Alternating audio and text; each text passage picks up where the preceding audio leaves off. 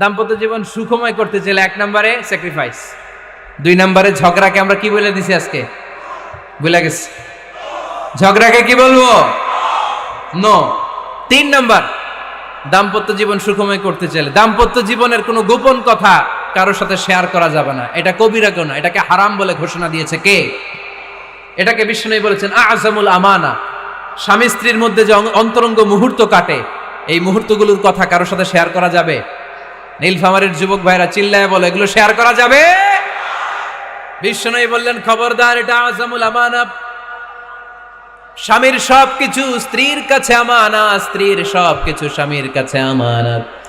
আবার বিষ্ণু বলেছেন, যারা স্বামী স্ত্রীর গোপন দাম্পত্য জীবনের কথা অন্যের কাছে শেয়ার করে দেয়, তারা হলো আশারুন নাস, পৃথিবীর মধ্যে সবচাইতে নিকৃষ্ট মানুষ।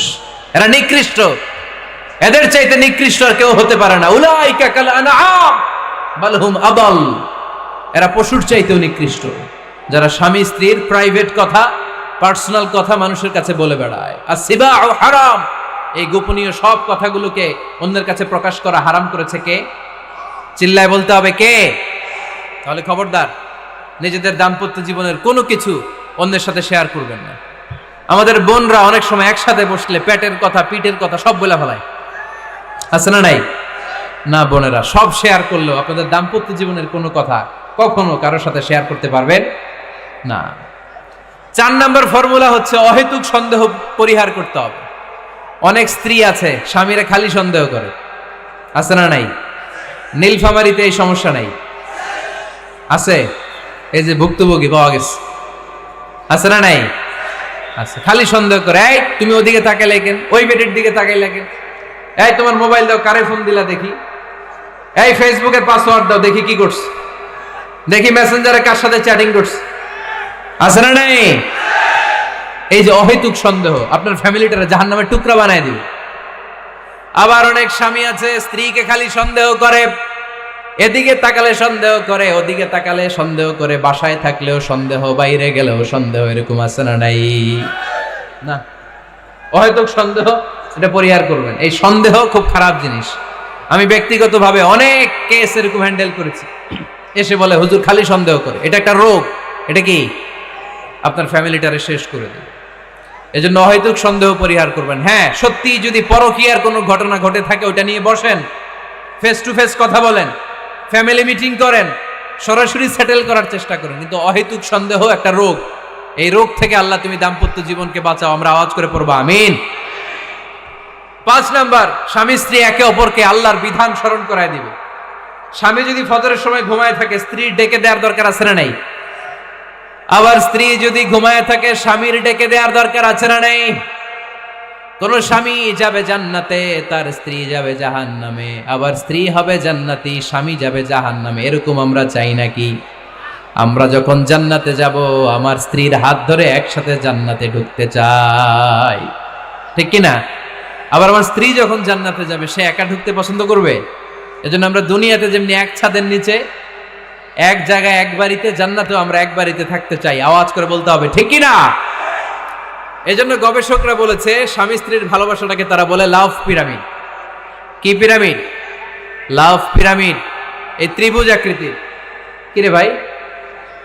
আচ্ছা, লাভ পিরামিড, ত্রিভুজ আকৃতির, ট্রায়াঙ্গেল। আপনারা ত্রিভুজ চিনেন? কথা কয় না। ত্রিভুজের কয় কোণা? কয় কোণা? 3 কোণা। এই যে এরকম, তাই না?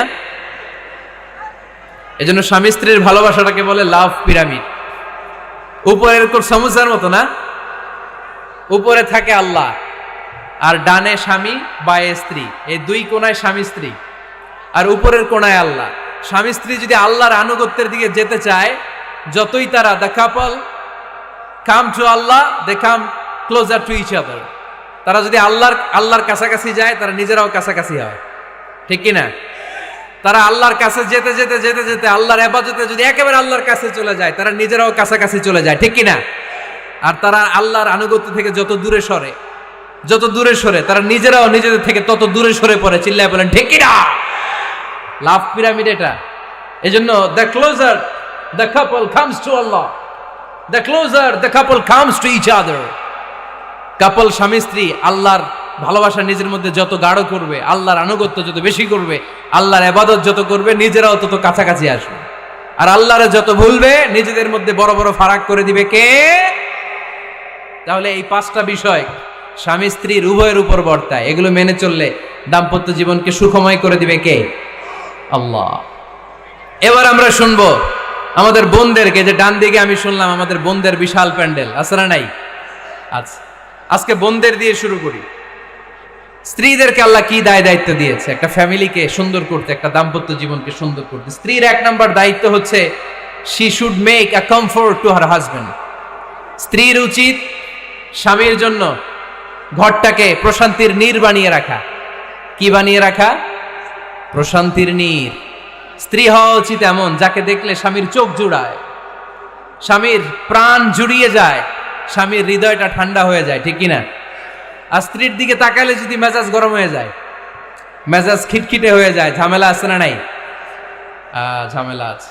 এজন্য মেহেরবানি করে আমাদের বোনরা যারা, এমন কোনো কাজ করবেন না যেটা স্বামীর মেজাজকে খিটখিটে করে দেয়। কারণ আল্লাহ তাআলা আপনাদেরকে তৈরি করেছে লিতাসকুনু ইলাইহা, স্বামী আপনার কাছে গেলেই যেন তার হৃদয়টা প্রশান্ত হয়ে যায়, ঠিক কিনা? অনেক স্ত্রী আছে না জেনে না বুঝে স্বামীর সাথে এমন খিটখিটে মেজাজ দেখায় যেটা স্বামীর জন্য মেনে নেওয়া কষ্টকর। আমি একটা জরিপে পড়েছি, পৃথিবীর অনেক স্বামী স্ত্রীর কারণে হার্ট অ্যাটাক করে মারা যায়। আছে না নাই? এই তো ভুক্তভোগী পাওয়া গেছে। স্বামীর জন্য একটা ত্রাস হয়ে দাঁড়ায় স্ত্রী, ত্রাস। অনেক স্বামী আছে স্ত্রীর এরকম আচরণের কারণে, অতিরিক্ত প্রেসার ক্রিয়েট করার কারণে স্ত্রীদেরকে ভয় পায়। অবশ্য নীলফামারীর কোন স্বামী তার স্ত্রীরে ভয় পায় না। ভয় পায়? স্ত্রীরে ভয় পান কে কে দেখি?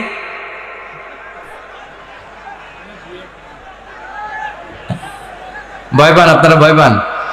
হ্যাঁ, এক অফিসের বড় সাহেব তার স্ত্রীরে খুব ভয় পায়, প্রচন্ড ভয় পায়। তো সে মনে মনে ভাবলো, দেখি আমার অফিসের যারা স্টাফ আছে, ম্যানেজাররা আছে, এরা কতটুকু ভয় পায়, এরা ভয় পায় কিনা। তো একদিন সকালবেলা অফিসের সব স্টাফগুলোর একসাথে দাঁড় করায় বলতেছে, এই আপনারা যারা যারা আপনাদের স্ত্রীদেরকে ভয় পান তারা ডান দিকে যান, আর যারা স্ত্রীকে ভয় পান না এরা বাম দিকে যান। অফিসের সব কর্মচারী ডান দিকে চলে গেছে, সবাই ভয় পায়, একজন শুধু বাম দিকে। বাম দিকে কয়জন? ভয় পায় না। আর যারা ভয় পায় এরা ডান দিকে, ডান দিকে সবাই। তো বড় সাহেব ভাবছে, আলহামদুলিল্লাহ আমার অফিসে একজন হইলেও বীর পুরুষ আছে। তো বীর পুরুষের কাছে যেয়ে বলে, ঘটনা কি, আপনি মোটেও ভয় পান না? কয়, স্যার প্রতিদিন অফিস করার জন্য যখন ঘর থেকে বের হয় আমার বউ আমারে বলে দেয়, খবরদার সবাই যেদিকে যায় তুমি কিন্তু ওইদিকে যাইবা না, সবাই যেদিকে যায় তুমি ওইদিকে গেলে খবর আছে। বড় সাহেবকে খবরদার, এটা তো আরো ডরায়,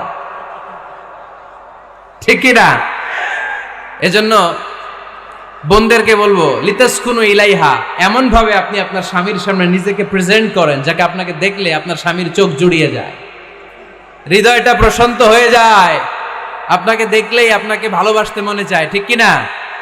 এজন্য রব্বুল আলামিন বলেন, আমি নারীদেরকে তৈরি করেছি লিতাসকুনু ইলাইহা, যেন পুরুষেরা স্ত্রীদের সংস্পর্শ যখন পায় পুরুষদের হৃদয়টারে প্রশান্ত করে দেয় কে?